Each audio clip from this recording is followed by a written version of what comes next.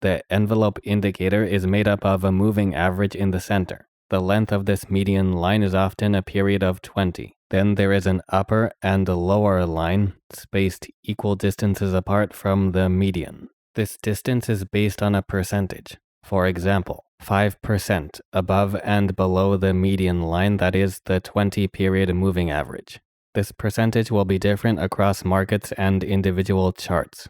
You'll have to try different values on each of the charts you look at, but generally, 5 to 3% is a good starting point, and maybe 10% if it's a more volatile chart.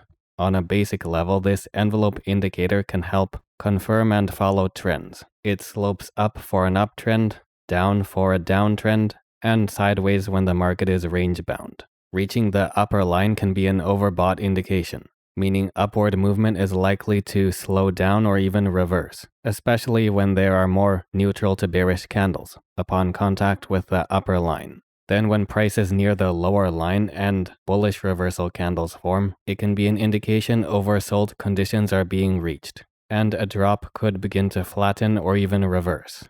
When there's a major reversal, such as from this double bottom range, price can move over the upper boundary of the envelope to confirm a breakout. In this case, the main portion of the bullish breakout is in the interval from 3 to 5 of the Fibonacci time zone, when price can consistently close above the envelope without reversing back down. And here are similar conditions but in a bearish context. For more on other indicators, the Fibonacci time zone, and more technical analysis topics, please stay tuned and check out the hundreds of instructional videos I've already uploaded.